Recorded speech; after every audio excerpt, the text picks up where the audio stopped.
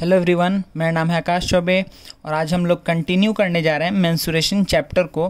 ठीक है बच्चा, तो टिल नाउ हम लोग कुछ बेसिक 2D फिगर्स के बारे में पढ़ चुके हैं, जैसे स्क्वायर, रेक्टेंगल, रोम्बस, पैरेललोग्राम। ठीक है, ये उसके बाद से जो बेसिक सर्कल हुआ, सेमी सर्कल हुआ, क्वार्टर सर्कल हुआ, ये सब चीज़ के बारे में हम लोग पढ़ चुके हैं। ठीक है ना। तो अभी ये जो हम लेक्चर बच्चे स्टार्ट कर रहे हैं, इसको बेसिकली हम क्लास 8th के कंटेंट को दिमाग में रख करके इस लेक्चर को हम बना रहे हैं। ठीक है ना। तो देखिए बच्चा, हम कुछ बहुत बेसिक बात जो है जो हम लोग कर चुके हैं, फिर भी हम एक बार इसको रिपीट करते हैं कि देखिए हम लोग 3 टाइप के फिगर के बारे में स्टडी करते हैं। ठीक है, एक क्या हुआ 1D फिगर। ठीक है, फिर क्या आता है 2D फिगर, और उसके बाद से आता है 3D फिगर। ठीक है, 1D 2D और 3D। 1D 2D 3D का मतलब क्या हुआ, 1 डायमेंशनल फिगर जिसमें एक ऐसा फिगर जिसमें 2 डायमेंशन होगा, एक ऐसा फिगर जिसमें 3 डायमेंशन होगा। ठीक है ना। तो देखिए 1D फिगर हम किसको बोल रहे हैं, 1D फिगर हम उसको बोल रहे हैं बच्चा जिसका हम सिर्फ क्या मेज़र कर सकते हैं, लेंथ। ठीक है, उसका सिर्फ और सिर्फ हम लेंथ ही मेज़र कर सकते हैं। जैसे एक लाइन सेगमेंट आप ले लीजिए। ठीक है, ये क्या हो गया, ये एक 1D फिगर है। ठीक है, एक लाइन सेगमेंट, ये क्या है, एक 1D फिगर है, इसका हम लेंथ सिर्फ मेज़र कर सकते हैं। ठीक है, इस केस में बच्चा क्या नहीं होता है, इस केस में इसका एरिया नहीं होता है, और एरिया नहीं है तो वॉल्यूम का तो बात ही नहीं है। ठीक है ना। तो इसका सिर्फ क्या होता है, लेंथ होता है, तो उसमें हम क्या बोल रहे हैं उसको, 1D फिगर। ठीक है, चलिए अब 2D फिगर को जो हम लोग बेसिकली इस लेक्चर में पढ़ने वाले हैं 2D फिगर के बारे में। ठीक है ना। तो 2D फिगर हम किसको बोलते हैं बच्चा, एक ऐसा चीज़ जिसका में लेंथ का तो एग्जिस्टेंस है, लेंथ तो है ही, उसके साथ साथ उसमें क्या है बच्चा, उसका एरिया भी है। मतलब कि ठीक है, इसका मतलब 2D का मतलब क्या हुआ कि अगर उसको किसी एक प्लेन में हम ड्रॉ करेंगे, प्लेन मतलब 2D प्लेन, जैसे ये मेरा जो कॉपी है, ठीक है, ये क्या है 2D प्लेन है। ठीक है ना, ये 2D प्लेन है, 2 डायमेंशन है, लेंथ ब्रेड्थ। ठीक है, तो इसमें अगर हम किसी भी शेप को अगर हम ड्रॉ कर रहे हैं तो वो कुछ ना कुछ एरिया इनक्लोज करेगा। उसी टाइप के फिगर को हम क्या बोल रहे हैं, 2D फिगर बोल रहे हैं। ठीक है, जो कुछ ना कुछ एरिया इनक्लोज करे। ठीक है, तो हम लोग बेसिकली इसमें यही देखने वाला है कि perimeter and area of plane figures. Plane figure किसको बोल रहे हैं, जिसको हम कोई एक प्लेन के ऊपर ड्रॉ कर पाएँ। ठीक है, तो इसमें आपका क्या क्या चीज़ देखने मिलेगा बच्चा, इसमें लेंथ तो होगा, इसका एरिया भी होगा, लेकिन इसका वॉल्यूम का कुछ बात नहीं होगा। ठीक है, जैसे हम अगर आपको बोलें कि हम यहाँ पर ड्रॉ किए हैं, सपोज करिए हम एक स्क्वायर ड्रॉ किए हैं। ठीक है, हम एक स्क्वायर ड्रॉ किए हैं, तो इसका हम लेंथ निकाल सकते हैं। अगर हम पूछें कि इसका पेरीमीटर क्या हुआ तो ये लेंथ है, अगर हम पूछें इसका साइड का लेंथ क्या हुआ तो ये लेंथ है। अगर हम बोले एरिया, तो आपको क्या दिख रहा है, इस 2D प्लेन में ये कुछ एरिया को इनक्लोज किया हुआ है। ठीक है ना, एरिया को कुछ इनक्लोज किया हुआ है, तो हम इसका लेंथ निकाल सकते हैं, इसका एरिया भी निकाल सकते हैं कि अच्छा ये 2D प्लेन में कितना एरिया को कवर अप किया हुआ है। ठीक है, लेकिन इसका अगर हम वॉल्यूम बोले, वॉल्यूम कब आता है बच्चा, जब यही चीज़ क्या हो जाए, जब यही चीज़ थोड़ा ऊपर उठ जाए, मतलब 2D प्लेन में नहीं रहा, वो 3D प्लेन में आ जाए, तो वही क्या होता है 3D फिगर। जैसे इसका बहुत सारे एग्जाम्पल है, आप देख लीजिए, सिलेंडर ले लीजिए, स्फेयर ले लीजिए, ठीक है ना, कोन ले लीजिए, तो ये सारा जो क्यूबॉइड हुआ, क्यूबॉइड, तो ये सारा क्या आ गया बच्चा, ये सारा 3D शेप्स में आ गया। ठीक है ना, 3D शेप में मतलब इसका क्या हुआ कि लेंथ ब्रेड्थ तो था ही, मतलब 2D प्लेन में तो है ही। देखिए ये एक 2D प्लेन में है। ठीक है, लेकिन अब ये क्या हुआ है, सरफेस से ऊपर उठ चुका है। जैसे कि अगर हम इसको देखें, इस पेन को ही देखें, ठीक है, तो ये कुछ एरिया कवर किया है सरफेस के ऊपर, कुछ एरिया को ये इनक्लोज किया हुआ है, इसका कुछ लेंथ है, लेकिन इसका वॉल्यूम भी है, मतलब ये सरफेस के ऊपर उठा हुआ है। ठीक है ना, तो ये 3D फिगर हो गया। तो इसमें 3 डायमेंशन में रहता है, लेंथ ब्रेड तो है, उसके बाद से कुछ उसका हाइट भी, उसका कुछ ना कुछ हाइट होगा। ठीक है ना, जो वो प्लेन के ऊपर से उठा होगा। ठीक है, तो इसका लेंथ ब्रेड हाइट तीनों ही चीज़ होगा। तो इस केस में लेंथ तो होता ही है, उसके बाद से इसका एरिया भी होता है और इसका वॉल्यूम भी होता है। ठीक है ना, वॉल्यूम क्या बोल रहे हैं, जैसे हम बोल रहे थे एरिया के लिए क्या, कि ये एक 2D प्लेन में क्या करेगा, एक 2D प्लेन में कुछ ना कुछ एरिया इनक्लोज करेगा, तो उसको हम बोल रहे थे 2D फिगर। 3D फिगर हम किसको बोल रहे हैं कि वो स्पेस में, अब हम स्पेस में बात करेंगे। ठीक है ना, स्पेस में कुछ ना कुछ जगह को वो ऑक्यूपाई करेगा। ठीक है, तो वही उसका क्या होगा, वॉल्यूम, कि स्पेस में कितना जगह को ऑक्यूपाई कर रहा है। ठीक है, तो लेंथ ब्रेड्थ, इसका सिर्फ लेंथ होगा, इसका लेंथ ब्रेड्थ दोनों होगा, इसका लेंथ ब्रेड्थ हाइट तीनों ही होगा। ठीक है ना, तो 1D 2D 3D। तो हम लोग बेसिकली पढ़ने जा रहे हैं क्या बच्चा है, perimeter and area of plane figures. ठीक है, जैसे प्लेन फिगर्स, इसमें हम प्लेन फिगर्स में हम बोले तो रेक्टेंगल ले लेंगे, हम स्क्वायर देख सकते हैं, ठीक है, पैरेललोग्राम देख सकते हैं, सर्कल देख सकते हैं, ठीक है ना। उसके बाद से बहुत सारा ऐसा ही जो भी है, ट्रेपीजियम देख सकते हैं, ठीक है, ट्रेपीजियम, तो कोई दिक्कत नहीं है। तो अभी हम लोग ये इसी टाइप के शेप्स के बारे में पढ़ेंगे। इसमें से बहुत सारा चीज़ बच्चा आप लोग पढ़ चुके हैं, जैसे ये सारा चीज़ आप लोग पढ़ चुके हैं। आप लोग के सिलेबस में क्या है, आप लोग के सिलेबस में है area of trapezium and a polygon. मतलब पॉलीगॉन मतलब क्या हुआ, पॉलीगॉन का डेफिनेशन क्या है कि एक ऐसा क्लोज्ड फिगर जो स्ट्रेट लाइन से मिलके बना हुआ है, ठीक है ना, तो उसको हम क्या बोल रहे हैं, पॉलीगॉन बोल रहे हैं, ठीक है। तो पॉलीगॉन में हम लोग बेसिकली सिलेबस में आपके है ये ट्रेपीजियम, ठीक है, ट्रेपीजियम, या फिर आप कोई ऐसा फिगर दे देगा, ठीक है, ऐसा फिगर कुछ दे दिया, कुछ भी मान लीजिए ऐसे, फिर ऐसे ऐसे, मतलब कोई भी बस स्ट्रेट लाइन से मिलके बना हुआ है। अब आपको इसका कुछ लेंथ ब्रेथ हाइट कुछ ना कुछ दे देगा, ठीक है, जिससे आप इसका और सारा चीज़ निकाल पाएँ, ठीक है। जैसे बोल देंगे हम ये रेक्टेंगल है, ये ट्रेपीजियम है, ये ट्रायंगल है, ये रेक्टेंगल है, ये भी एक क्या है, ट्रायंगल है, राइट एंगल ट्रायंगल है, तो ये फिर रेक्टेंगल है, फिर ये राइट एंगल ट्रायंगल है, मतलब कुछ इस टाइप का, तो ये पॉलीगॉन हो गया, ठीक है ना। तो पॉलीगॉन और ट्रेपीजियम का एरिया के बारे में हमको ओवरऑल पूरा स्टडी करना है इस चैप्टर में, ठीक है। तो चलिए स्टार्ट करते हैं। सबसे पहले बच्चा सब चीज़ें स्टार्ट करने से पहले, क्योंकि बहुत बच्चा का हम देखें कॉमन मिस्टेक, वो लोग सब जानता है कैसे सॉल्व करना है, क्या फॉर्मूला लगाना है, ये जानते हुए भी वो लोग सब गलती कर देते हैं। इसका रीज़न होता है कि उन लोग को यूनिट कन्वर्जन ये सब चीज़ पे वो लोग ध्यान नहीं देते हैं। तो यूनिट एक बहुत इंपॉर्टेंट फैक्टर है while solving problems on mensuration, ठीक है। तो चलिए हम सबसे पहले आपको थोड़ा सा यूनिट्स को लेकर के जो आपका दिक्कत है उसको पहले क्लियर करते हैं, ठीक है। उसके बाद से हम लोग कुछ जो पहले हम लोग पढ़ चुके हैं उसका हम लोग फार्मूला रिवीजन करेंगे, then we will move on to what trapezium and polygon का एरिया, ठीक है, या जो पेरीमीटर होगा, ठीक है ना। अच्छा, तो इसमें दो वर्ड जो आ रहा है इसका भी मतलब हम एक बार जल्दी से बोल दे रहे हैं, ठीक है। पेरीमीटर मतलब क्या हुआ बच्चा, सिंपली बाउंड्री लेंथ। अगर कोई भी हम 2D फिगर बनाए, अगर हम बोलें कि इसका पेरीमीटर क्या है, इस वाले शेप का पेरीमीटर क्या है, तो जो बाउंड्री लेंथ, आपको अंदर नहीं देखना, बस ये बाउंड्री लेंथ, ये लेंथ प्लस ये लेंथ प्लस ये लेंथ प्लस ये लेंथ प्लस ये लेंथ प्लस ये लेंथ प्लस ये लेंथ प्लस ये लेंथ प्लस ये लेंथ, तो ये जो जितना A B C D E F G H I, तो आप क्या बोलेंगे इसका पेरीमीटर अगर हम पूछेंगे तो आप क्या बोलेंगे, सिंपली कि A plus B plus C plus D plus E plus F G H I, ठीक है ना। तो ये सारा आप क्या बोल देंगे कि इस सब का एडिशन ही इसका क्या होगा, पेरीमीटर होगा, ठीक है। तो इसमें कोई दिक्कत नहीं है। तो क्या अब हम लोग एंटर कर सकते हैं ना, सब समझ में आ गया। 1D 2D फिगर क्या है, 3D फिगर क्या है, 2D फिगर के बारे में हम लोग स्टडी करने वाले हैं, ठीक है। चलिए स्टार्ट करते हैं अब हम लोग 2D फिगर के बारे में पढ़ना। तो सबसे पहले यूनिट को हम लोग देखते हैं। देखिए बच्चा, तो ये क्या है, units and relation between different units, ठीक है ना। तो देखिए बच्चा, इसमें आप लोगों को कुछ बेसिक यूनिट के बारे में तो पता है, ठीक है।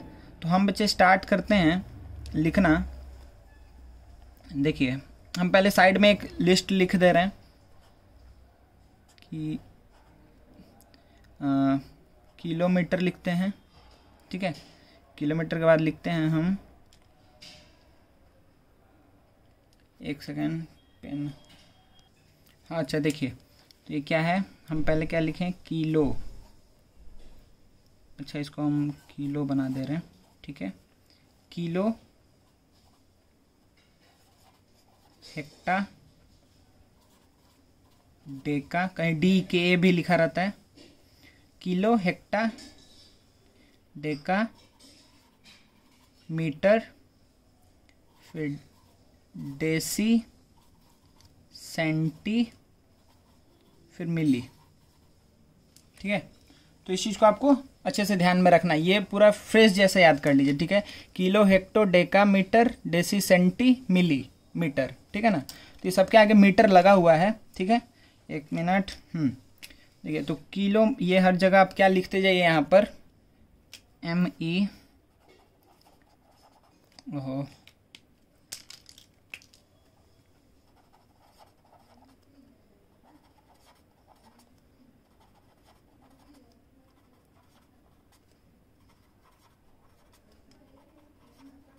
देखिए ध्यान से क्या बोल रहे हैं हम कि ये पूरा आपको फ्रेज एकदम आप हमेशा के लिए याद रखेंगे। आपको पूरा जब तक आप पढ़ेंगे तब तक ही यूनिट ऐसा चीज़ है जो हर समय ही आपको फिजिक्स में, केमिस्ट्री में, अगेन मैथमेटिक्स में आपको बार बार यूज़ करना होगा। ठीक है, तो आप इसको फ्रेज जैसे याद कर लीजिए। ठीक है, kilo hecto decametre deci centi millimetre. ठीक है, kilo hecto decametre deci centi millimetre. ठीक है, किलो हेक्टा डेका, फिर मीटर, किलो हेक्टो डेका, अच्छा मीटर मीटर हो गया। अच्छा बच्चा ये एक और चीज़ जो आप लोगों को कभी कन्फ्यूजन आ सकता है कि अच्छा सर गलत लिखे हैं या बुक में गलत लिखा है। ठीक है, तो ये मीटर का ना स्पेलिंग ये भी यूज़ करता है कहीं कहीं और ये भी यूज़ करता है। ठीक है, तो बुक में जनरली आपको METRE देखने मिलेगा। ठीक है, तो मीटर आप कुछ भी लिखिए, इन दोनों में से कोई भी स्पेलिंग लिखिएगा। ठीक है, लेकिन आपको ये दोनों ही देखने मिलेगा अलग अलग जगह। ठीक है, नेट पे भी आप बहुत जगह देखेंगे कि METER यूज़ किया है, कहीं METRE यूज़ किया है। ठीक है, तो देखिए किलोमीटर। ठीक है, तो अब देखिए हम इसको यूनिट में, अब इसको नंबर से हम दिखाते हैं कि कैसे कैसे याद रखेंगे हम लोग। देखिए ऐसे मान लीजिए कि 1 मीटर, इस मीटर को काट दे रहे क्योंकि मीटर मीटर हो जाएगा, तो 1 मीटर। ठीक है, 1 मीटर है, इसको हम क्या बोलेंगे 10 डेसीमीटर। ठीक है, DM। ठीक है ना। अच्छा इसी को क्या बोलेंगे हम 100 सेंटीमीटर या फिर 1000 मिलीमीटर। देखिए इधर क्या हो रहा है 10 से मल्टीप्लाई होते जा रहा है, ऊपर जाएंगे तो 10 से डिवाइड होता जाएगा, मतलब कि 1/10 मीटर। ठीक है, सॉरी मतलब कि यहाँ पे डेकामीटर ना, तो डी, अच्छा डेकामीटर के लिए ना बच्चा हम यूज़ करते हैं यहाँ पे DAM यूज़ करते हैं। ठीक है ना, डेकामीटर। ठीक है, अच्छा इसको हम फिर क्या बोलेंगे 1/100 क्या होगा हेक्टामीटर, या फिर हम क्या बोलेंगे 1/1000 किलोमीटर। मतलब कि ये जो हम कन्वर्जन लिखे हैं ये क्या 1 मीटर इज इक्वल्स टू कितना किलोमीटर होगा, हम ये बात लिखे हैं। तो 1 मीटर इज इक्वल्स टू हम इसको चेंज किए हैं, इसमें इसी को इसमें चेंज किए हैं, इसी को इसमें चेंज किए हैं, इसी को इसमें, इसको इसमें और इसको इसमें चेंज किए हैं। ठीक है, अगर आपको समझने में कोई दिक्कत हो रहा है तो आप सिंपली ये बात याद रखिएगा कि यहाँ से किलो स्टार्ट हुआ ना। ठीक है, किलो में 1/1000, फिर हेक्टा में 1/100, 1/10, मतलब आप 10 मल्टीप्लाई करते जा रहे हैं। यहाँ से हम 10 मल्टीप्लाई किए, 10 मल्टीप्लाई किए, 10 मल्टीप्लाई किए, 10 मल्टीप्लाई किए, 10 मल्टीप्लाई किए, 10 मल्टीप्लाई किए। समझ मेरा 1/1000 से स्टार्ट होगा, 10 मल्टीप्लाई करते चले जाएंगे। ठीक है, मतलब कि आपको सिंपली यहाँ से ये बात पता है क्या, एक मिनट, आपको यहाँ से ये बात पता है कि क्या होगा अगर आप लिखना चाहें, बट डायरेक्टली अगर हम रिलेशन लिखें तो देखिए कैसे लिखेंगे कि 1 किलोमीटर इज इक्वल्स टू, आप क्या लिख सकते हैं कि 1000 क्या 1000 मीटर, कोई दिक्कत नहीं है। ठीक है, आप देखिए अगर इस यही वाला चीज़ को वेरीफाई हो रहा है, यहाँ पे ये 1 किलोमीटर है, तो 1 किलोमीटर इज इक्वल्स टू क्या होगा 1/1000 मीटर होगा। सॉरी 1/1000 मीटर नहीं, ये 1 मीटर इज इक्वल्स टू लिखे हैं, सॉरी यहाँ से देखिए 1 metre is equals to 1/1000 kilometre लिखे हैं। 1 मीटर इज इक्वल्स टू 1/1000 ठीक है किलोमीटर लिखे हैं, तो 1 किलोमीटर क्या होगा 1000 इधर मल्टीप्लाई होगा, 1 kilometre is equals to 1000 metre. ठीक है, तो बस आप ये रिलेशन जो है ना, ये बस हम आपको दिमाग में डाल देना चाह रहे हैं कि पूरा लाइन बाय लाइन बस यही आपको कितना 7 चीज़ याद रखना है। ठीक है ना, यही 7 चीज़ आपको दिमाग में रखना है। पूरा फ्रेज 3-4 बार बोल लीजिए मन में, हर बार बोलिए क्या kilo hecto decametre deci centi millimetre, kilo hecto decametre deci centi millimetre. ठीक है, इस तरीके से याद रखना है आपको। तो 1 किलोमीटर कितना होगा 1000 मीटर के बराबर होता है। 1000 हम मीटर बोलें, अगर देखिए एक्चुअली एरिया का जो स्टैंडर्ड यूनिट है, एरिया का स्टैंडर्ड यूनिट होता है स्क्वायर सेंटीमीटर। ठीक है, स्क्वायर सेंटीमीटर। तो अगर सेंटीमीटर के टर्म में बात करना है तो फिर हमको क्या पता है 1000 मीटर है, मीटर से सेंटीमीटर जाने के लिए हमको क्या करना पड़ेगा 100 मल्टीप्लाई करना पड़ेगा। तो अब क्या बोल देंगे कि 1 लाख सेंटीमीटर हो जाएगा। 1 kilometre is equals to 1 lakh centimetre, कोई दिक्कत नहीं है। ठीक है ना। अच्छा अगर आपको हम बोल रहे 1 हेक्टामीटर के बारे में बात करना है अगर आपको, तो 1 हेक्टामीटर कितना हो जाएगा, 1 हेक्टामीटर कितना हो जाएगा बच्चा, 1 हेक्टामीटर हो जाएगा 100 मीटर के बराबर। ठीक है ना, देखिए एक एक कम होते जाएगा जीरो। अब यहाँ पे देखिए 1000 मीटर था, 1 किलोमीटर 1000 मीटर था, तो 1 हेक्टामीटर कितना हो गया 100 मीटर हो गया। ठीक है, या फिर आप लिख सकते हैं कितना 10,000 सेंटीमीटर लिख सकते हैं। ठीक है, फिर आपको क्या पता है कि 1 डेका, ठीक है ना, यहाँ पे DAM लिख रहे हैं। ठीक है ना बच्चा, डेका मीटर। ठीक है, तो 1 डेकामीटर किसके बराबर हो जाएगा, 1 डेकामीटर हो जाएगा ये 10 मीटर के बराबर, या इज इक्वेलेंस टू 1000 सेंटीमीटर। उसके बाद से 1 मीटर किसके बराबर होगा, अच्छा 1 मीटर तो 1 मीटर के ही बराबर होगा, या फिर 100 सेंटीमीटर बोल दीजिए, ठीक है। अच्छा 1 डेसीमीटर, 1 डीएम का मतलब क्या हुआ, 1 DM is equals to 1/10 metre, ठीक है ना। 1 डीएम 1/10 ऑफ अ मीटर होता है, इसका मतलब क्या हो गया कि ये 10 सेंटीमीटर होगा, कोई दिक्कत नहीं है ना। अच्छा फिर 1 सेंटीमीटर इज इक्वल्स टू क्या होगा, 1/100 मीटर के बराबर होगा, ठीक है, 1/100 मीटर के बराबर, या फिर हम क्या बोल सकते हैं 1 सेंटीमीटर 1 सेंटीमीटर 1 सेंटीमीटर के बराबर, ठीक है। अच्छा फिर इसी तरीके से क्या आ गया 1 मिलीमीटर, ठीक है, डेसी सेंटीमिली, तो ये क्या आ जाएगा कि 1/1000 मीटर और 1/10 सेंटीमीटर, ठीक है। देखिए सेंटीमीटर का भी पैटर्न, अब ये पूरा पैटर्न है कि एक एक जीरो कैसे कम करना है, कैसे ऊपर जाएंगे तो कैसे बढ़ेगा, कैसे नीचे आएंगे तो घटेगा, ये सारा चीज़ आपको समझ में आना चाहिए, ठीक है ना। तो ये क्या है बच्चा, ये सिंपली ये जो हम पूरा बात किए लेंथ का बात किए, लेंथ मतलब क्या, सेंटीमीटर, मीटर, किलोमीटर, ठीक है, डेकामीटर, ये सिर्फ लेंथ है। लेकिन जब एरिया पे आएंगे तो यही कन्वर्जन में क्या हो जाएगा, क्योंकि 2 बार चीज़ मल्टीप्लाई होगा ना, ठीक है। तो देखिए इसको हम कैसे लिखेंगे, जैसे सपोज करिए कि हमको लिखना है 1 हेक्टोमीटर ले लेते हैं, ठीक है, कोई एक एग्जांपल लेना ही है, कोई भी एक एग्जांपल हम लेके चलते हैं यहाँ पर। देखिए बच्चा हम यहाँ पर क्या लिखने जाएंगे कि 1 हेक्टोमीटर है, ठीक है, 1 हेक्टोमीटर अगर बोल रहा है कि 1 हेक्टोमीटर स्क्वायर, तो 1 हेक्टोमीटर स्क्वायर को हम क्या लिखेंगे, मतलब कि हेक्टोमीटर इंटू 1 हेक्टोमीटर, ठीक है। हेक्टोमीटर स्क्वायर को हम किस में कन्वर्ट करना चाह रहे हैं, मीटर स्क्वायर या सेंटीमीटर स्क्वायर में, ठीक है। तो मीटर स्क्वायर में अगर लिखना है तो एक, क्योंकि हेक्टोमीटर स्क्वायर है इसका मतलब 2 बार हेक्टामीटर है मल्टीप्लाई हुआ, तो यहाँ पे 1 हेक्टोमीटर की जगह पे हम क्या लिखेंगे, 1 हेक्टोमीटर की जगह पे हम लिखेंगे कितना बच्चा, 1 हेक्टोमीटर कितना हो जाएगा, 100 मीटर है, तो 100 मीटर इंटू 100 मीटर, तो इसका क्या जाएगा 1 1 2 3 4 मीटर, मतलब मीटर स्क्वायर, ठीक है ना। तो 1 हेक्टामीटर स्क्वायर का वैल्यू हो जाएगा 1000 मीटर स्क्वायर, मतलब देखिए जो जीरोज है वो सिंपली डबल कर दीजिए, ठीक है ना। यहाँ देखिए नंबर ऑफ जीरोज क्या था, यहाँ पे 1 हेक्टोमीटर इक्वल्स टू 1 के बाद 2 जीरो था, तो 100 मीटर था, तो यहाँ पे देखिए 4 जीरो हो जाएगा, इतना मीटर स्क्वायर सिंपली, ठीक है, कोई भी दिक्कत नहीं है। तो अभी हम सिर्फ एरिया के ऊपर बात करें, जब वॉल्यूम बोलेंगे तो यही चीज़ 3 बार मल्टीप्लाई होगा, ठीक है ना। तो अगर हम देखिए सपोज करिए, लिख ही देते हैं एक बार, अभी आपको काम नहीं आएगा इसका, लेकिन फिर भी अगर सपोज करिए कि 1 हेक्टोमीटर का क्या है, क्यूब, ठीक है। 1 हेक्टोमीटर क्यूब को हम क्या लिखेंगे, 1 hectometre into 1 hectometre into 1 hectometre, ठीक है, लिखेंगे। अच्छा इसको फिर हम क्या लिखेंगे कि अच्छा 1 हेक्टोमीटर की जगह पे हम क्या लिख सकते हैं कि 100 मीटर, फिर 100 मीटर, फिर इसके जगह पे भी 100 मीटर, तो वो क्या दिख रहा है 1 1 2 3 4 5 6, इतना क्या हो जाएगा मीटर क्यूब, ठीक है ना। तो देखिए इस बार क्या होगा, 3 बार क्योंकि मल्टीप्लाई होगा तो 3 टाइम्स हो जाएगा नंबर ऑफ जीरोज, पहले कितना था 2 था नंबर ऑफ जीरोज, तो अब देखिए 6 हो जाएगा, 1 2 3 3 पेयर मतलब 6, कोई दिक्कत नहीं है, ठीक है ना। तो क्या ये यूनिट कन्वर्जन आपको पूरा अच्छे से दिमाग में आ गया है ना, ठीक है।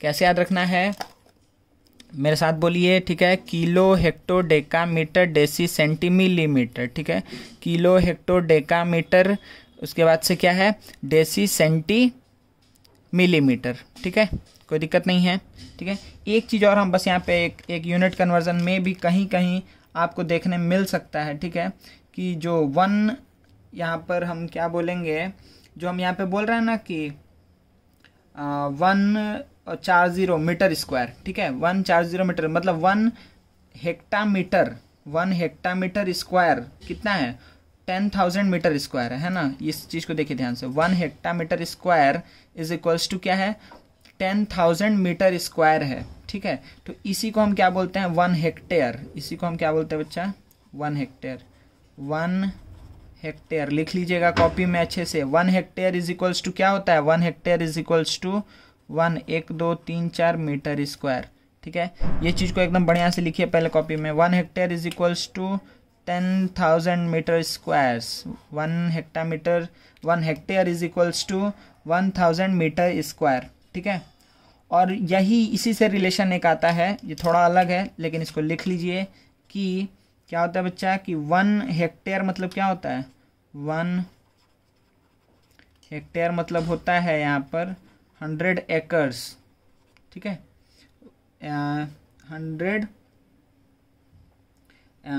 100 एकर्स का ये रहता है यूनिट, ठीक है।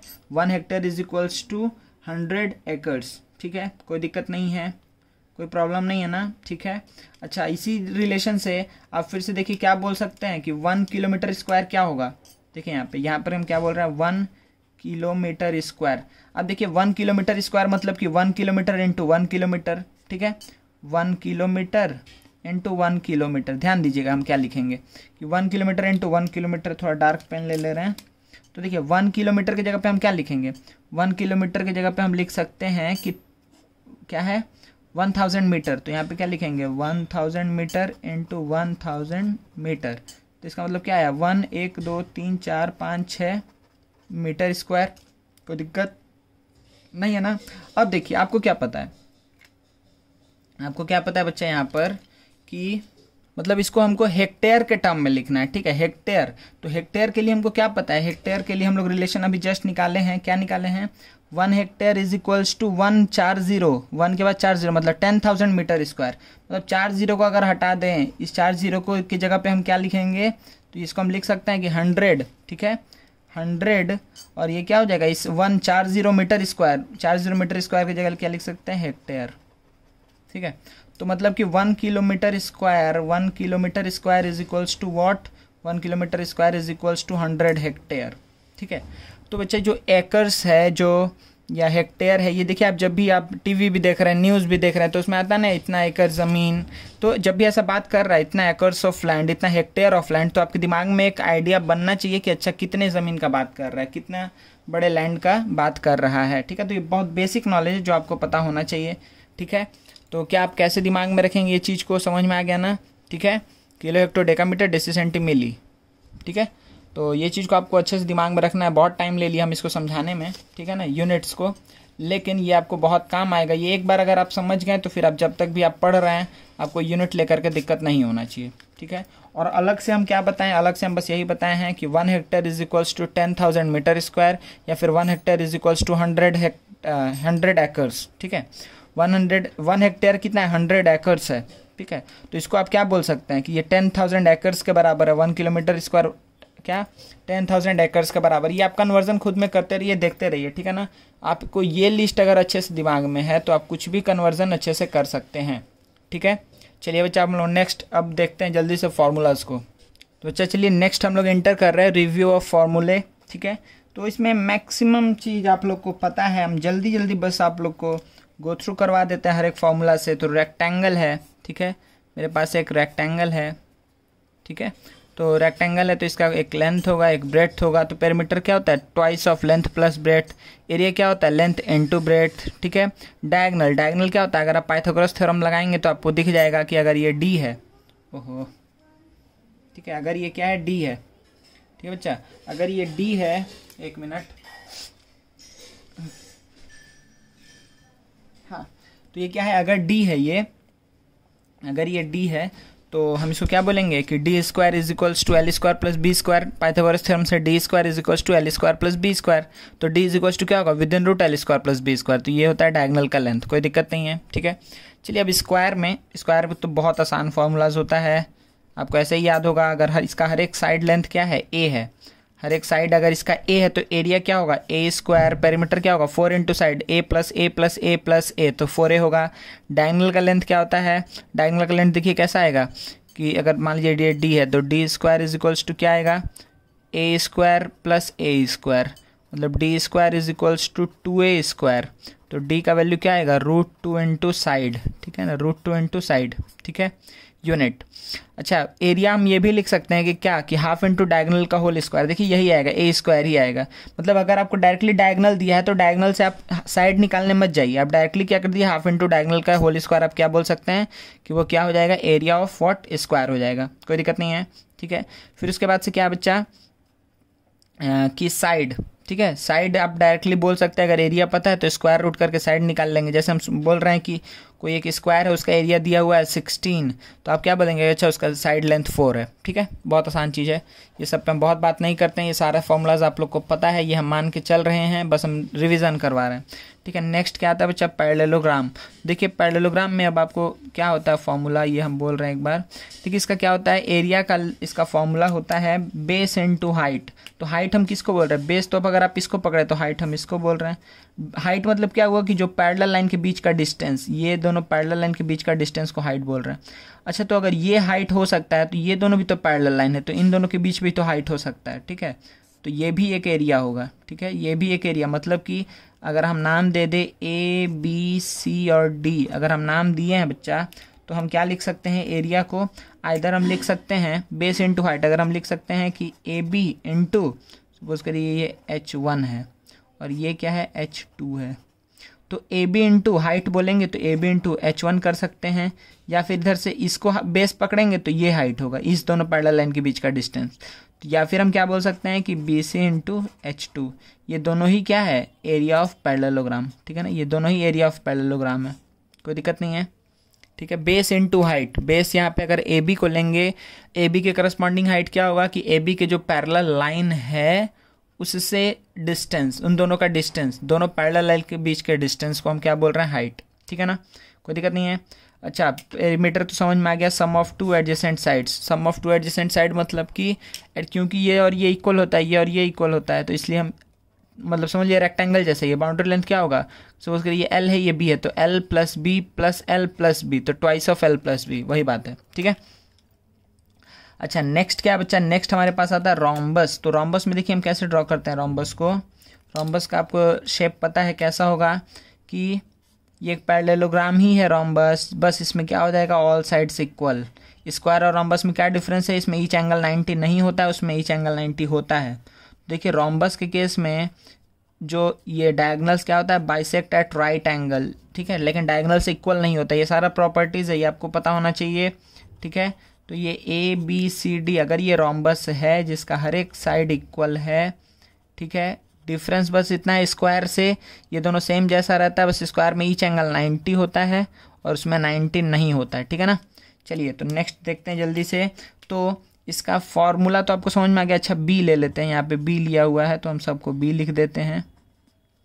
ठीक है, ये बी, तो 4b क्या हो जाएगा, perimeter B plus B plus B plus B. ठीक है, अच्छा या फिर देखिए बच्चा यहाँ पे D1 और D2 क्या है, डायगनल्स है। ठीक है, तो अगर हम AC को बोल दें D1 और BD को बोल दें D2, ठीक है, तो पेरीमीटर हम ये भी लिख सकते हैं कि twice of D1 square plus D2 square. ठीक है, देखिए आप सिंपली आप ध्यान दीजिए कि D1 square plus D2 square क्या आएगा, D1 square plus D2 square क्या आएगा, B स्क्वायर के बराबर आएगा। D1 square plus D2 square, sorry B square के बराबर नहीं है, D1 ये पूरा है ना, तो यहाँ से ये क्या होगा, हाफ ऑफ D1, ये क्या होगा, हाफ ऑफ D2, तो half of D1 square plus half of D2 square is equals to क्या आएगा, B स्क्वायर आएगा।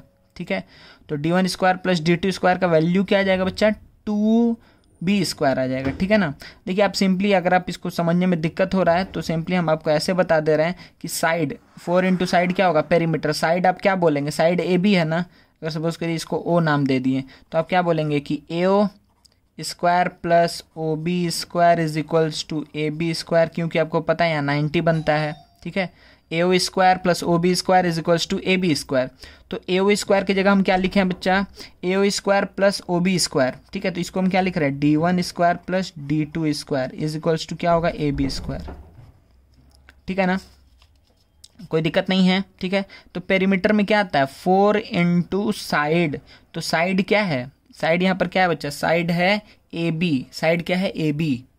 यहाँ पर बच्चा D1 तो पूरा था ना, तो ये हाफ है ना, ये पूरा D1 है, यहाँ से यहाँ तक D1 है, तो ये क्या होगा D1/2, ये भी क्या है D2/2, तो मतलब ये D1/2 का होल स्क्वायर करेंगे तो बाई 4 और बाई 4 आएगा। ठीक है, तो यहाँ पे क्या आ जाएगा, D1 square plus D2 square is equals to क्या आ जाएगा, 4AB स्क्वायर आ जाएगा। ठीक है ना, कोई दिक्कत नहीं है। अब आप देखिए पेरीमीटर में पुट करिए, तो 2 इंटू विद इन रूट क्या है, D1 square plus D2 square, तो इसको आप क्या लिख सकते हैं कि 2 into D1 square plus D2 square की जगह आप क्या लिख सकते हैं कि 4AB स्क्वायर। ठीक है, तो ये क्या आएगा 2 × 2 × AB, क्या आ जाएगा 4AB, मतलब AB ही तो 4 बार आएगा ना, क्योंकि ऑल साइड्स इक्वल है, ये 4 बार आएगा। ठीक है, तो ये आपका क्या हो जाएगा पेरीमीटर। एरिया क्या होता है half into product of diagonal, और या दूसरा बेस इंटू हाइट। ये सारा चीज़ आप लोग को पता है, हम ये मान के चल रहे हैं, ठीक है ना। अगर नहीं पता है तो आपको इसके पहले का लेक्चर देखना होगा जहाँ पर हम ये सब के बारे में बात किए हैं। ठीक है, चलिए, तो रोम्बस क्या है? रोम्बस एक ऐसा शेप है कि एक ऐसा पैरेललोग्राम है जिसमें ऑल साइड्स इक्वल होगा और इसका diagonals bisect at right angle, और क्या, और इसमें ये है diagonals bisect at right angle. तो इसमें जो एरिया को हम दो तरीके से लिख सकते हैं रोम्बस के केस में, क्योंकि ये पैरेललोग्राम है तो बेस इनटू हाइट तो होगा ही होगा। ठीक है, बेस इनटू हाइट। दूसरा चीज़ क्या है बच्चा यहाँ पर कि इसको हम डायगोनल के टर्म में भी एरिया लिख सकते हैं, और एरिया ऑफ रोम्बस क्या होता है half into product of diagonals, half into product of diagonals, half into diagonal 1 into diagonal 2। कोई दिक्कत नहीं है। ठीक है, चलिए नेक्स्ट देखते हैं हम लोग और क्या क्या चीज़ हम लोग पढ़ चुके हैं। देखिए बच्चा, हम लोग यहाँ पर ये ट्रायंगल का एरिया क्या होता है half into base into height. मतलब कि अगर आपको कभी भी हाइट पता है तो आप यही फॉर्मूला लगाएंगे कि half into base into height. ठीक है ना, half into base into height क्या हो जाएगा एरिया ऑफ ट्रायंगल हो जाएगा। ठीक है, कोई दिक्कत नहीं है। अच्छा, और एक तरीका क्या है, अच्छा इसमें ये भी हो सकता है ना कि इसमें आइसोसेलेस ट्रायंगल भी आ सकता है, तो अभी हम इसको आपको फॉर्मूला नहीं बता रहे हैं। ठीक है, मतलब दो साइड इक्वल होगा, ये थर्ड साइड अनइक्वल होगा, इसको H ले लेते हैं, तो इसका भी एरिया आप क्या लिख सकते हैं आइसोसेलेस ट्रायंगल के केस में भी आप यही यूज़ करिएगा half into base into height. ठीक है, और ऐसा तरीका है और भी सारा चीज़ है, लेकिन हम अभी उस पर बात कर रहे हैं कि नहीं कर रहे हैं क्योंकि आप लोग अभी तक नहीं पढ़े हैं उसको। ठीक है, हेरोन्स फार्मूला हो या फिर इसका भी हम लोग डायरेक्टली फार्मूला निकाल सकते हैं। ठीक है, आइसोसेलेस ट्रायंगल का वो अभी बताएंगे तो आप लोग कंफ्यूज होंगे या फिर वो फार्मूला याद करने का कोशिश करेंगे जो ज़रूरी नहीं है। ठीक है, अच्छा फिर इक्विलैटरल ट्रायंगल का बच्चे तीनों फार्मूला एकदम अच्छे से याद रखिएगा, हर समय ही आपको यूज़ आएगा। ठीक है, जब तक आप मैथ्स पढ़ रहे हैं ज्योमेट्री में आएगा यूज़, कोऑर्डिनेट ज्योमेट्री में यूज़ आएगा, हर जगह ही आपको ऐसा मतलब इस फॉर्मूला का, इस तीनों फार्मूला का यूज़ होगा। तीनों नहीं, मेनली आपको ये दो फार्मूला याद रखना है। Area of equilateral triangle √3/4 into A square, height of equilateral triangle √3/2 into side. ठीक है, कोई दिक्कत नहीं है। एरिया अच्छे से याद रखना है, हाइट अच्छे से याद रखना है, इसको लिखिए और स्टार मार्क दीजिए, इसको अच्छे से याद रखना है। ठीक है, अच्छा बच्चा, अगर आपको कोई एक ऐसा क्वाड्रिलेटरल दे दिया जिसमें आपको मतलब कुछ इस टाइप का अनइवन, ठीक है, कुछ अगर सपोज करिए ऐसा है फिर ऐसा, ठीक है, अनइवन है, लेकिन आपको इसका हाइट दिया हुआ है और इसका भी हाइट दिया हुआ है। ठीक है ना, वही हम डायग्राम यहाँ बनाने की कोशिश किए हैं, लेकिन यहाँ पे थोड़े पैरेललोग्राम जैसा दिख रहा है इसलिए हम अभी ऐसा बनाए। ठीक है, तो सपोज करिए कि अगर ये ABCD है तो एरिया ऑफ दिस क्वाड्रिलेटरल क्या होगा half into base into height. ठीक है, आप क्या लिखेंगे, ऐसे लिखेंगे कि half into base into H1 plus इसका एरिया क्या लिखेंगे कि half into base again AC होगा इंटू H2। इस दोनों में आपको क्या दिख रहा है कि हाफ इंटू AC कॉमन है, हाफ इंटू AC कॉमन लेंगे तो बचेगा H1 प्लस H2। ठीक है ना, तो ये एक फार्मूला जैसा हो गया, वैसे कोई फार्मूला नहीं है। ठीक है, ऐसे डिराइव किए हैं, नॉर्मली हम half into base into height को 2 बार यूज़ किए हैं, फिर जो कॉमन चीज़ था उसको बाहर निकाल लिए। ठीक है, अच्छा एक लास्ट चीज़ क्या बच रहा है बच्चा हम लोग के साथ, हम लोग पास बच रहा है सर्कल्स। ठीक है ना, तो सर्कल में हम लोग क्या करना है सिंपली कि अगर ये ऐसे सर्कल दिया हुआ है आपको, ठीक है ना, सर्कल दिया हुआ है तो अगर पूरा सर्कल है तो उसका एरिया क्या होगा πr²। ठीक है, और डायमीटर क्या हो जाएगा 2r, सरकमफरेंस क्या होता है 2πr। ठीक है ना, ये तीनों फॉर्मूला याद होगा आप लोग को। अच्छा, अब अगर इसी में क्या हो जाए बच्चा, बोले सेमी सर्कल का बात बोल रहा है, मतलब कि यही है, ऐसा हो गया है। ठीक है, ये सेमी सर्कल बस आधा पोर्शन। ठीक है, अलग से अगर आपको देखना है तो आप यहाँ पे बना सकते हैं, सेमी सर्कल मतलब इसके बारे में बात कर रहे हैं। देखिए बच्चा, एरिया का ही कंसेप्ट आप लोग के दिमाग में रहता है, इसलिए आप लोग पेरीमीटर में गलती कर देते हैं। तो इस दोनों का पेरीमीटर आप ध्यान से देखिएगा, एरिया आपको हमको पता है कि आपको याद रहेगा। तो एरिया का सिंपली क्या हो जाएगा, जो था एरिया उसका आप हाफ कर दिए, तो πr² था तो πr²/2 कर दिए। लेकिन पेरीमीटर में भी बहुत जन कर देता है कि जो सरकमफरेंस होता है कितना 2πr, तो इसका पेरीमीटर लिख देता है πr। लेकिन देखिए, क्योंकि इसको जब आधा किए इस सर्कल को, तो यहाँ पर ये वाला चीज़ तो है, ये वाला चीज़ आधा हो गया, ये पहले पूरा था अब आधा हो गया, लेकिन ये एक नया सरफेस मेरे पास जनरेट हो जाता है। ठीक है ना, तो इसके लिए हमको क्या लिखना पड़ता है πr + 2r। ठीक है ना, मतलब एरिया क्या होगा आधा होगा और पेरीमीटर क्या होगा, आधा तो होगा, लेकिन उसके साथ साथ हमको 2r को भी ऐड करना होता है। Similarly when you will draw a quarter circle, quarter circle मतलब क्या हो गया बच्चा, ये चीज़, ये हो गया क्वार्टर सर्कल, ठीक है ना। तो क्वार्टर सर्कल में आपको क्या ध्यान रखना है कि इसमें भी अगेन ये जो कर्व्ड वाला पोर्शन है ये तो पूरे का 1/4 है, इसका इसका इसका इसका इस 4 पार्ट था, 4 पार्ट में से एक पार्ट है, तो इसीलिए हम क्या लिखेंगे कि इसका पेरीमीटर क्या होगा 1/4 ऑफ 2πr। 2πr का 1/4 पोर्शन तो होगा, लेकिन उसके साथ साथ देखिए फिर रेडियस आएगा और रेडियस आएगा, इसके साथ 2r भी होगा, इसीलिए फॉर्मूला देखिए हम यहाँ पर क्या लिखे हैं कि πr/2 + 2r, ठीक है, πr/2 + 2r। तो ये जितना चीज़ अभी तक हम बताए हैं ये सिर्फ आपका रिवीजन है फॉर्मूला का, ठीक है ना, कि टिल नाउ आप लोग ये सारा चीज़ देख चुके हैं, ठीक है। अब हम लोग का काम है इसके आगे पढ़ना, जो हम लोग अभी पूरा फुल प्रूफ के साथ देखेंगे, ठीक है, कि कैसे अब हम लोग इंटर करने जा रहे हैं बच्चे ट्रेपेजियम में, जो आप लोग के सिलेबस में है, ठीक है, area of trapezium and the polygon, ठीक है। चलिए उसको हम लोग लेकर के काम करते हैं, इसके ऊपर भी हम लोग कुछ सम्स देख सकते हैं, ठीक है। तो रुकिए पहले हम डिसाइड कर लें, उसके बाद से हम लोग स्टार्ट करते हैं इसको। देखिए बच्चे कुछ हम लोग क्वेश्चंस कर लेते हैं पहले इसके ऊपर, ठीक है ना, उसके बाद से हम लोग आगे बढ़ेंगे, ठीक है। देखिए यहाँ पे क्या बोल रहा है कि ये दोनों का सेम एरिया है, ठीक है, दे हैव सेम पेरीमीटर, इन दोनों का पेरीमीटर सेम है, तो which one has larger area, तो एरिया किसका अधिक होगा, ठीक है। अच्छा यहाँ पे डेटा जो दिया हुआ है वो ये दिया हुआ है कि इसका लेंथ है 60, इसका लेंथ है 60 मीटर, ठीक है, और इसका लेंथ दिया हुआ है 80 मीटर। तो पूछ रहा है कि एरिया किसका अधिक होगा, ठीक है ना। चलिए इसको स्टार्ट करते हैं सॉल्व करना, आप लोग भी सॉल्व करिए जल्दी से, बहुत अधिक आसान क्वेश्चन है। हम यहाँ पे सिंपली क्या करने जा रहे हैं बच्चा कि क्योंकि हम लोग को पता है कि इन दोनों का पेरीमीटर सेम है, तो पेरीमीटर निकाल करके हम इन दोनों को इक्वेट कर देंगे। तो इसका पेरीमीटर क्या होगा, इसका पेरीमीटर ऑफ स्क्वायर क्या होगा 4 इंटू साइड, तो क्या हो जाएगा 240 metre. Similarly perimeter of rectangle क्या हो जाएगा 2 इंटू एल प्लस बी, इसका मतलब 2 इंटू 80 प्लस बी, ठीक है। तो इन दोनों ये क्या है इक्वल है, बोला है ना कि पेरीमीटर सेम पेरीमीटर, तो इन दोनों को हम इक्वेट कर सकते हैं। तो P S is equals to क्या होगा पी आर, तो यहाँ पे क्या लिखेंगे 240 is equals to twice of 80 plus B, तो 2 से ये चला जाएगा 120 टाइम्स में, तो b इज इक्वल्स टू क्या होगा 120 माइनस 80, तो b इज इक्वल्स टू क्या हो जाएगा 40, ठीक है। b का वैल्यू कितना आ गया बच्चा 40 मीटर्स, ठीक है, 40 मीटर आ गया। अच्छा चलिए तो अब हमको मेन क्वेश्चन क्या था, यहाँ पे एरिया का क्वेश्चन था, ठीक है ना। देखिए यहाँ पे एरिया क्या होगा, एरिया ऑफ स्क्वायर, ठीक है, एरिया ऑफ स्क्वायर कितना हो जाएगा 60 इंटू 60 क्या आ जाएगा 360, और एरिया ऑफ क्या रेक्टेंगल वो क्या होगा, एरिया ऑफ रेक्टेंगल हो जाएगा यहाँ पर लेंथ इंटू ब्रेड, तो 80 इंटू 40 वो क्या आएगा 320। यूनिट क्या होगा बच्चा, आप ऐसे लिखिए या फिर आप ऐसे लिखिए, बात एक ही है, ठीक है ना। स्क्वायर मीटर लिखिए या मीटर स्क्वायर लिखिए, बात एक ही है, आप कैसे भी लिख सकते हैं, कोई दिक्कत नहीं है। तो हमको क्या दिख रहा है कि यहाँ पर हम बोल सकते हैं कि area of square is greater than area of rectangle, अगर पेरीमीटर सेम है दोनों का तो, ठीक है, कोई दिक्कत नहीं है ना, आसान सम था। चलिए नेक्स्ट क्वेश्चन देखते हैं।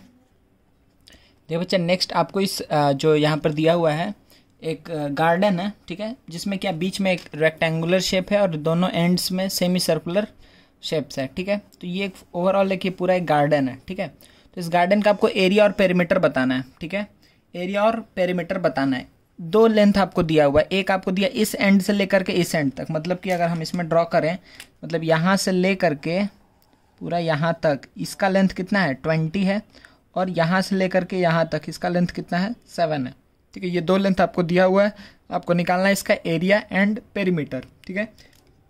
तो देखिए बच्चे सबसे पहले क्या निकाल लेते हैं, बोलिए क्या निकाले सबसे पहले, पहले पेरीमीटर निकाल लेते हैं, ठीक है ना। देखिए सबसे पहले हम निकालने जा रहे हैं पेरीमीटर। तो फॉर फाइंडिंग पेरीमीटर हमको क्या निकालना, बाउंड्री लेंथ चाहिए, ठीक है, हमको क्या चाहिए बच्चा बाउंड्री लेंथ। अच्छा अब ध्यान दीजिए कैसे आपको डेटा पता चलेगा, बहुत अच्छे से देखते जाइए, यहाँ पर एक एक करके हम लोग ब्रेक डाउन करते हैं, ठीक है ना। देखिए यहाँ पर हम इसको क्या बोलेंगे, एक मिनट कोई दूसरा कलर ले लें। देखिए हम यहाँ पर इसको क्या बोलेंगे, इस लेंथ को हम क्या बोलने वाले हैं, ध्यान दीजिए कि ये लेंथ कितना था, 7 है, ये पूरा 7 है। इसका मतलब ये डायमीटर है ना, ये रेडियस है और ये डायमीटर है। ये रेडियस है इस सेमी सर्कल का, ये रेडियस है और ये डायमीटर है। तो अगर ये 7 है तो ये लेंथ कितना होगा, 7/2।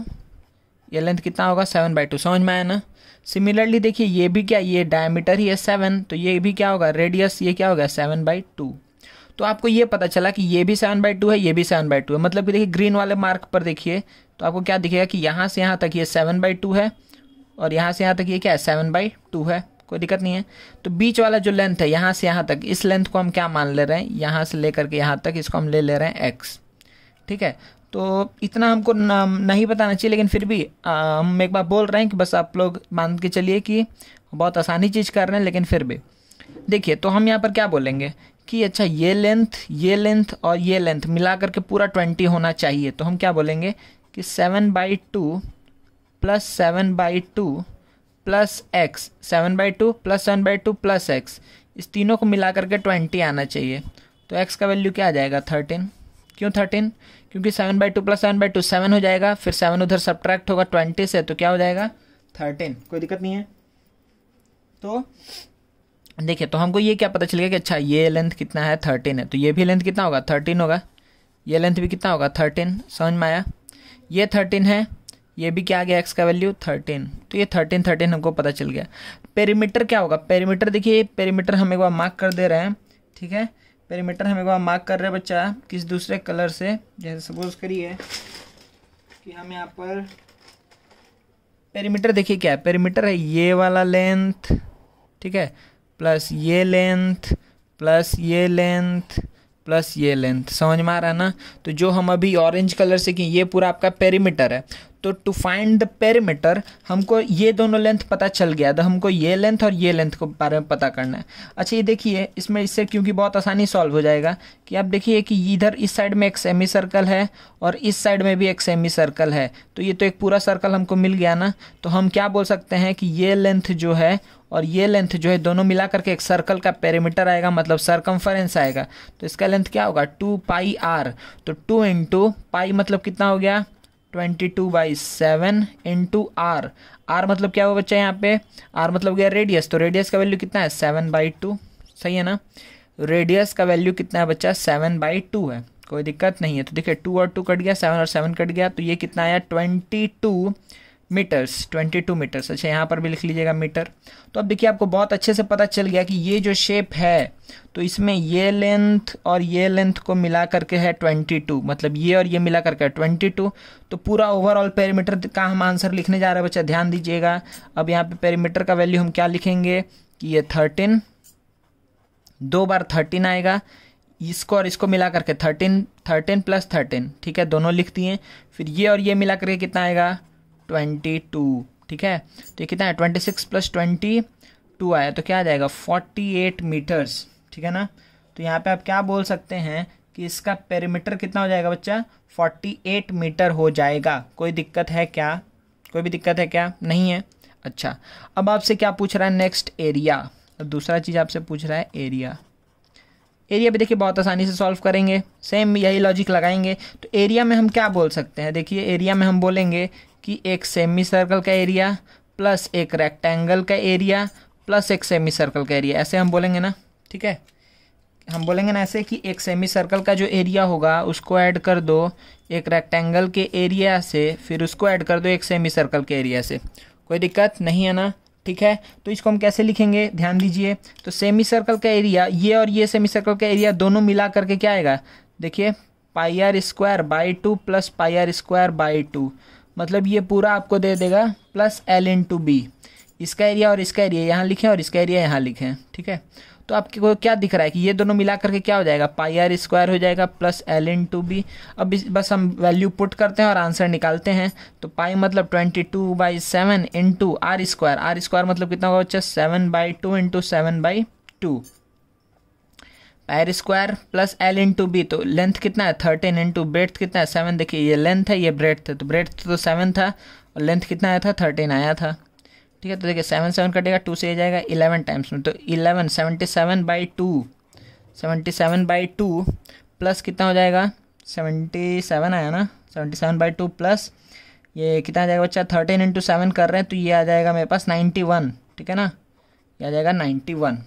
तो 77/2 प्लस 91, ठीक है, तो 77/2 कितना हो जाएगा बच्चा, 38.5 प्लस 91, तो ये आपको आ जाएगा 38.5 प्लस 91 क्या हो जाएगा, 129.5 यूनिट। बहुत अधिक ध्यान से लिखना है, ठीक है ना, यूनिट नहीं छूटना चाहिए। यूनिट छूटने से आप पूरा सम सॉल्व किए फिर भी आपका मार्क्स कट जाएगा, ठीक है। तो यूनिट पे हम बहुत अधिक फोकस कर रहे हैं क्योंकि हम पिछले बार बहुत देखे थे कि बहुत बच्चे लोग का ये कॉमन मिस्टेक था, ठीक है। तो ये क्या हो गया, perimeter and area of this figure, कोई प्रॉब्लम नहीं है, ठीक है। चलिए और कुछ सम्स देखते हैं जल्दी से। देखिए बच्चे ये 3 सम्स है, ठीक है। हम एंड में ना जब हम लोग पूरा थ्योरी पोर्शन कवर कर लेंगे तो एंड में हम बहुत सारा सम्स आप लोगों को करवाने वाले हैं, ठीक है ना। लेकिन अभी बस हम क्योंकि फार्मूलाज बताए हैं तो बस उसको कैसे यूज़ करना है उसको बस हम बता दे रहे हैं, ठीक है। और उसके बाद से हम अभी इसके बाद जस्ट ट्रेपेजियम का थ्योरी बताएंगे, ठीक है। तो चलिए बच्चे जल्दी से इस तीनों सम को कर लेते हैं, ठीक है। देखिए क्या बोल रहे हैं यहाँ पर कि find the area of shaded reason. तो ये एक स्क्वायर है, ठीक है ना, स्क्वायर है तो एरिया ऑफ शेडेड रीजन, तो अगर ये स्क्वायर है तो ये भी 14 होगा, ये भी 14 होगा, ये भी 14 होगा। तो हमको क्या निकालना है, area of shaded reason. Shaded region का एरिया क्या होगा बच्चा, जल्दी से बता दीजिए आप। शेडेड रीजन का एरिया अगर हमको चाहिए तो मतलब ये चीज़ चाहिए हमको, ये वाला चीज़ चाहिए। तो ये चीज़ हमको कैसे मिलेगा, जब हम क्या करेंगे कि इस पूरे एरिया में से इसको हटा देंगे और इसको हटा देंगे। देखिए मतलब ये पूरा स्क्वायर में से, ये पूरा स्क्वायर का एरिया निकालेंगे, स्क्वायर के एरिया में से अगर इसको सब्ट्रैक्ट कर देंगे फिर इसको भी सब्ट्रैक्ट कर देंगे, ठीक है ना। इस दोनों को अगर हम सब्ट्रैक्ट कर देंगे, ये भी हट गया, ये भी हट गया, तो बचेगा क्या, ये और ये पोर्शन ही, ठीक है। तो हमको क्या करना है, सिंपली अगर एक लाइन में इसका आंसर हम बोलें तो देखिए ये 2 सेमी सर्कल को हटाना है। इसका मतलब हम क्या बोल सकते हैं अल्टीमेटली कि एक सर्कल को हटाना है, मतलब एक स्क्वायर में से हमको क्या करना है, एक सर्कल का एरिया को सब्ट्रैक्ट कर देना है, ठीक है। लेकिन अब ये तो हो गया, लेकिन अब देखिए डेटा कैसे आएगा। देखिए सब सारा 14 है, तो ये जो सर्कल है अगर ये 14 है तो ये इसका क्या हुआ, सेंटर मतलब ये डायमीटर है, 14 इसका डायमीटर होगा, ठीक है। जो साइड ऑफ स्क्वायर आप क्या लिखेंगे, side of square is equals to diameter of semi circle. तो अगर ये डायमीटर है तो रेडियस कितना है बच्चा, रेडियस है यहाँ पे 7, ठीक है ना, रेडियस कितना है 7। इसका भी सेम कंडीशन होगा, यहाँ पर ये 7 7 7। तो आप क्या बोलेंगे, एरिया ऑफ स्क्वायर क्या होगा, 14 इंटू 14, ये हो गया area of square, minus area of 1 circle, ठीक है ना। समझ में आ रहा है 1 सर्कल क्यों बोल रहा है, 2 सेमी सर्कल को सब्ट्रैक्ट करना है, अल्टीमेटली एक सर्कल को सब्ट्रैक्ट करना है। तो पाई आर स्क्वायर, तो 7 इंटू 7, ठीक है। तो क्या आ जाएगा 14 इंटू 14 माइनस 22/7 इंटू 7 इंटू 7, तो ये 7 और 7 कट गया, तो ये क्या आ जाएगा 196 माइनस ये कितना आ जाएगा 140 फिर 14 तो 134, 7 टू 14 4 1 7 टू 14 154 सॉरी, ठीक है ना। तो क्या हुआ 7 टू 14 और 7 टू 14 तो कितना आ जाएगा 40 140 प्लस 14, ठीक है। तो देखिए जब यहाँ से क्या बच रहा है 2 बचेगा, ठीक है, फिर 4 बचेगा, ठीक है, 42। तो आप क्या बोल सकते हैं कि 42 यहाँ पर यूनिट, अच्छा यूनिट हम नहीं लिखे हैं, ये 40 क्या था, एक सेकंड, आप डायरेक्टली यहाँ पे लिख लीजिएगा, ठीक है ना, कि सेंटीमीटर है यूनिट। तो क्या आएगा 42 centimetre square is the answer, ठीक है, 42 centimetre square is the answer. Similarly इस केस में बताइए आप जल्दी से, आप लोग सॉल्व करिए, इसका आंसर बताइए हमको जल्दी से। तो इसमें क्या बोल रहा है, find area of shaded reason. तो शेडेड रीजन का एरिया चाहिए, मतलब ये एरिया चाहिए हमको, ठीक है, ये फिर ये एरिया के बारे में और ये। तो देखिए ये शेडेड रीजन हमको कैसे मिलेगा, पहले ये देखिए हमको बहुत अच्छे से दिख रहा है यहाँ पर कि to find the area of shaded region we need to find the area of circle, then we need to subtract the area of rectangle. मतलब कि सर्कल का एरिया, ठीक है, एरिया ऑफ सर्कल में से अगर आप क्या सब्ट्रैक्ट कर देंगे एरिया ऑफ रेक्टेंगल, तो हमको क्या पता चल जाएगा बच्चा कि इसका क्या हो जाएगा, एरिया हमको पता चल जाएगा शेडेड रीजन का। लेकिन देखिए ध्यान से यहाँ पर एक चीज़ को कि यहाँ पर हमको रेक्टेंगल का एरिया निकालना तो बहुत अधिक आसान है, ठीक है। रेक्टेंगल का एरिया आप डायरेक्टली बोल देंगे कि लेंथ इंटू ब्रेड्थ 8 इंटू 6 48 हो गया। लेकिन हमको क्या पता है कि सर्कल का एरिया हम कैसे फाइंड आउट करेंगे। अगर हमको सर्कल का एरिया फाइंड आउट करना है तो इधर से हमको क्या चाहिए, हमको रेडियस या डायमीटर पता होना चाहिए, ठीक है। तो हम देखिए यहाँ पर अगर इसको ज्वाइन करें तो ये डायमीटर होगा। ये डायमीटर ही क्यों होगा, आप कैसे बोल सकते हैं कि नहीं ये सेंटर से ही पास करेगा, इसका रीज़न आप क्या बोलेंगे? ठीक है, तो अगर अभी पता नहीं हम पढ़े हैं कि नहीं पढ़े, अभी आप इसको डायमीटर ही मान के चलिएगा, नहीं तो आपको क्या पता है area angle in the semi circle. Semi circle में कोई भी एंगल अगर डायमीटर से हम कोई भी एंगल बनाएं तो हमेशा 90 ही बनता है। ठीक है, इसीलिए आप बोल पाएंगे कि हाँ ये क्या हो रहा है, सेंटर से ही पास हो रहा है।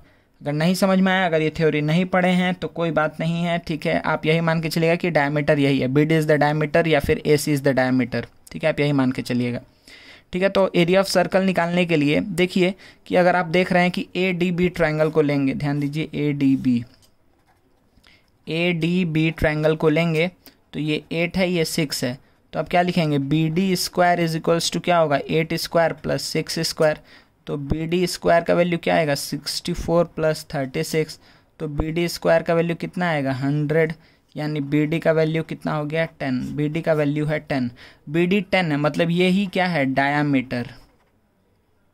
अगर ये डायमीटर है तो रेडियस क्या हो जाएगा, 5 सेंटीमीटर, कोई दिक्कत नहीं है। अगर रेडियस है 5 सेंटीमीटर, ठीक है ना, रेडियस 5 सेंटीमीटर है, तो अब हमको आसान है एरिया निकालना। ठीक है ना, एरिया ऑफ सर्कल क्या हो जाएगा, पाई n/5 ये कैलकुलेशन आप लोग बाद में कर लीजिएगा, हम बस लिख दे रहे हैं।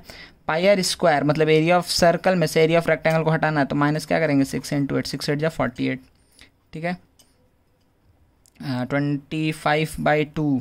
ठीक है, ये आप लोग कैलकुलेट कर लीजिएगा। ठीक है ना, ये जो भी एरिया है ये अप्रॉक्स हम आपको बोल दे रहे हैं कि अप्रॉक्सीमेटली कितना एरिया आएगा। अच्छा, यहाँ पे क्वेश्चन में बोला हुआ है कि यूज़ पाई की जगह 3.14 वैल्यू यूज़ करने। ठीक है ना, तो आप ऐसे करिएगा 3.14 × 5 ठीक है, -6 × 8। ठीक है, ये आपका एरिया आएगा 78.50। ठीक है, सॉरी 78.50, ये आएगा इसका वैल्यू -48। ठीक है, इसमें से अगर -48 करेंगे तो मेरा आंसर क्या आ जाएगा बच्चा, मेरा आंसर आ जाएगा 30.50 सेंटीमीटर स्क्वायर। ठीक है, 38.50 सेंटीमीटर स्क्वायर, 30.50। ठीक है, तो ये भी आसान सम था मेरे ख्याल से। ठीक है ना, चलिए नेक्स्ट एक और सम देख लेते हैं, उसके बाद से हम लोग ट्रेपेजियम का थ्योरी देखेंगे। तो देखिए यहाँ पे हमको इसको क्या फाइंड एरिया, मतलब इस पूरे का एरिया निकालना है। ये जो जितना शेप दिख रहा है, जितना बड़ा, आपको इस पूरे का एरिया निकालना है। अच्छा देखिए, तो पहले आप ध्यान दीजिए, ये 8 है 6 है, तो अगर हम इसको ज्वाइन करेंगे, ठीक है, ये दोनों साइड को, ये 8 है 6 है। अच्छा, यहाँ पे 90 दिया हुआ था क्वेश्चन में। ठीक है ना, 8 है 6 है। अच्छा ये बच्चे ये देखिए यहाँ पर क्या है, ये 10 है। अच्छा, तो आप ऐसे भी इसको 10 बोल सकते हैं, आप पाइथागोरस थ्योरम यूज़ करेंगे तो भी ये क्या आ जाएगा, 10 आ जाएगा। ठीक है ना, ये 8 है, ये 6 है, तो ये कितना आएगा, 10 सेंटीमीटर, कोई दिक्कत नहीं है। तो अब देखिए, आपको अगर एरिया चाहिए तो आपको क्या दिख रहा है कि एक रेक्टेंगल का एरिया निकालेंगे हम, फिर सेमी सर्कल का एरिया निकालेंगे। ठीक है, तो ये एक रेक्टेंगल प्लस सेमी सर्कल हुआ, इसमें से हम क्या कर देंगे, सब्ट्रैक्ट कर देंगे ट्रायंगल का एरिया को, तो मेरे पास बचेगा क्या, देखिए ये बचेगा, समझ में आ रहा ना, rectangle plus semi circle minus triangle. ठीक है, देखिए तो हम क्या करने वाले हैं, rectangle plus semi circle minus triangle.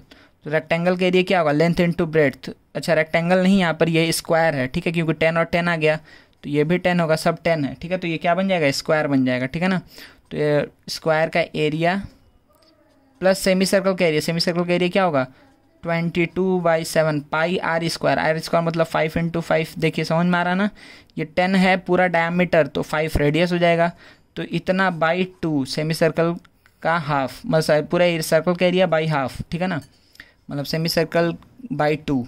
ठीक है, पाई आर स्क्वायर /2 हो गया, ये सेमी सर्कल का एरिया हो गया, माइनस ट्रायंगल को सब्ट्रैक्ट करना है, तो दिख रहा है 90, तो half into base into height क्या होगा, ट्रायंगल का एरिया, तो हाफ इंटू 8 × 6।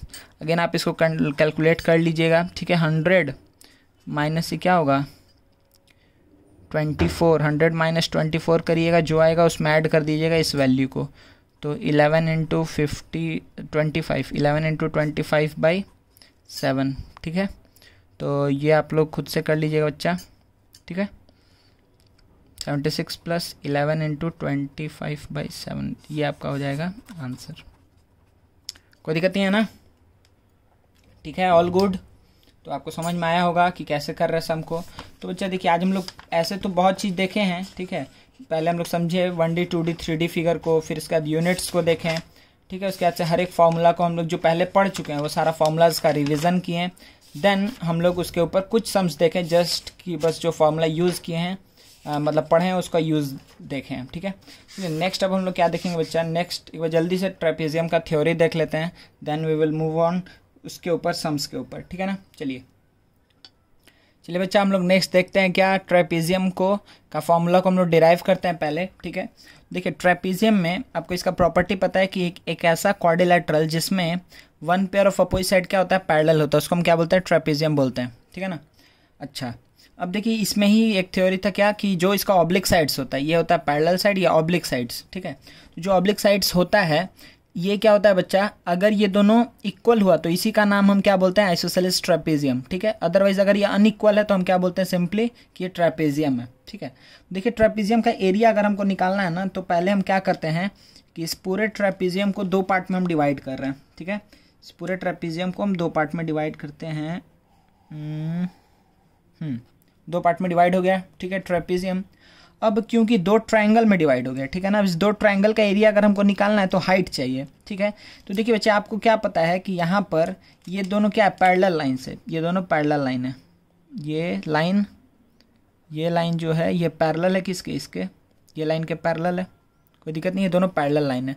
तो पैरेलल लाइन के बीच में हमेशा डिस्टेंस क्या होगा, सेम होगा। ठीक है ना। पैरेलल लाइन के बीच में जो डिस्टेंस है वो हमेशा क्या रहेगा, सेम रहेगा। तो क्योंकि सेम है तो देखिए जो हम हाइट बनाने जा रहे हैं यहाँ पर ध्यान दीजिए, इसका हाइट क्या होगा, ये हाइट होगा। आप ये हाइट ले लीजिए या ये हाइट ले लीजिए। ठीक है। आप यहाँ से हाइट लीजिए या फिर आप एक काम कर सकते हैं यहाँ से हाइट लीजिए। आप कहीं पे भी हाइट बनाएंगे यह सभी क्या आएगा, एक ही वैल्यू आएगा, एच एच एच। ठीक है ना, सब एक ही आएगा क्योंकि पैरेलल लाइन है। तो अगर कोई दो पैरेलल लाइन है तो हमेशा डिस्टेंस तो सेम होगा ना, हमेशा उसके बीच में। ठीक है। आप स्टेयरकेस देख सकते हैं या फिर आप रेलवे ट्रैक देख सकते हैं। ठीक है। तो जो डिस्टेंस है हमेशा सेम रहेगा। चलिए तो अब मेरा काम क्या है, इस पूरे ट्रेपेजियम का एरिया का वैल्यू निकालना है। तो ध्यान दीजिए बच्चा, हम यहाँ पर क्या लिख सकते हैं, इस ट्रायंगल का एरिया हम क्या लिखेंगे कि हाफ इंटू ए बी। अच्छा इसको नाम दे देते हैं हम लोग जल्दी से, इसको सपोज करिए हम नाम दे दिए ई। ठीक है। इसको नाम दे दिए ई और इसको सपोज करिए हम नाम दे दिए एफ। ठीक है। ई और एफ नाम दिए, कोई दिक्कत नहीं है। ठीक है। तो ध्यान दीजिए कि इसको हम क्या लिखेंगे कि area of triangle A D B. हाँ तो area of triangle A D B ये क्या होगा, इसको हम लिख सकते हैं। देखिए पहले हम लिख रहे हैं एरिया ऑफ ट्रेपेजियम क्या, A B C D, area of trapezium A B C D. तो ए बी सी डी दो ट्रायंगल से मिलके बना है तो इसको हम क्या लिखेंगे कि area of triangle A D B plus area of triangle क्या बच्चा, डी बी सी। ठीक है ना। दिख रहा है आपको कि ये एक एरिया है और ये एक एरिया है। एक सेकंड हम इसमें दिखा दें कि आपके पास ये एक एरिया है, ये वाला एक एरिया है। ठीक है ना। ये एक एरिया है, ये ट्रायंगल का एक एरिया और दूसरा ट्रायंगल ये है। तो इन दोनों को ऐड करके हमको पूरा ट्रेपेजियम का एरिया पता चलेगा। ठीक है। तो देखिए इन दोनों का एरिया को हम कैसे निकालेंगे, हम सिंपली अब इसको half into base into height formula use करेंगे। तो देखिए ये क्या आएगा कि area of A D B क्या आएगा, हाफ इंटू बेस, बेस क्या हुआ ए बी, इंटू हाइट क्या होगा एच लिखेंगे, कोई दिक्कत नहीं है, प्लस इसका एरिया क्या होगा हाफ इंटू, ध्यान से देखिए इस साइड से देखिए तब आपको में भी समझ में आए, हम इसको साइड में बना देते हैं। देखिए ये है डी सी बी। ठीक है डी सी बी। अच्छा ये हम आपको ट्रायंगल के केस में अभी आपको बताए नहीं थे, पता नहीं आपको पता है कि नहीं, लेकिन देखिए इसका हाइट ये होगा। तो एरिया ऑफ ट्रायंगल, ध्यान दीजिए हमको अगर एरिया निकालना इस ट्रायंगल का, ठीक है, इस ट्रायंगल का एरिया हमको चाहिए अगर, तो ऑब्ट्यूज ट्रायंगल का हाइट बाहर लाई करता है। ठीक है ना। जैसे देखिए कोई भी अगर हम ऑब्ट्यूज ट्रायंगल बना रहे हैं, ऐसा टाइप का ट्रायंगल बनाए, तो इसका एरिया क्या होगा half into base into height. Height क्या होता है कि किसी भी वर्टेक्स से अपोजिट साइड के ऊपर परपेंडिकुलर ड्रॉ करना। ठीक है। तो क्या अगर ये मेरे पास ये एक ऐसा एक ट्रायंगल है, ठीक है ना, तो क्या हम इससे अपोजिट साइड के ऊपर परपेंडिकुलर ड्रॉ ही नहीं कर पाएंगे, तो हमको उसका हाइट क्या होगा बाहर लाई करेगा। तो ये जो हाइट आ रहा है ना, ठीक है, ये हाइट क्या है बाहर लाई कर रहा है। ठीक है। ये इसका जो हाइट है ये बाहर लाई कर रहा है, ये एक्चुअल ट्रायंगल है। तो ट्रायंगल का हाइट बाहर लाई करेगा। तो आपको समझ में आ गया होगा इससे, इसको देख करके कि अच्छा इसका एरिया क्या होने वाला है, डी बी सी का एरिया क्या होगा, half into D C into height. Height की जगह पे तो हमेशा एच लिखेंगे क्योंकि पैरेलल लाइंस है। अब इस दोनों में क्या कॉमन है बच्चा, हाफ इंटू एच कॉमन है, तो हम क्या लिखेंगे कि A B plus D C. ठीक है, तो यही मेरा फॉर्मूला बन जाता है। अब देखिए हम फॉर्मूला क्या लिखने जा रहे हैं, हम यहाँ पर क्या लिखेंगे बच्चा, एक मिनट, हाँ, कि एरिया ऑफ ट्रेपेजियम का फॉर्मूला, एरिया ऑफ ट्रेपेजियम, इसका फॉर्मूला क्या होगा कि half into sum of parallel sides, sum of parallel sides into distance between parallel sides, जिसको हम शॉर्ट में क्या बोल रहे हैं, हाइट। ठीक है, या फिर हम half into A B plus C D into H, कोई दिक्कत नहीं है, half into A B plus C D into H. तो हाफ इंटू सम ऑफ जो पैरेलल साइड से उसका एडिशन बाय इंटू हाइट करेंगे तो हमको क्या मिल जाएगा, एरिया मिल जाएगा ट्रेपेजियम का। कोई दिक्कत नहीं है ना, ठीक है, कोई दिक्कत नहीं है इसमें, थ्योरी में कोई प्रॉब्लम नहीं, ठीक है ना।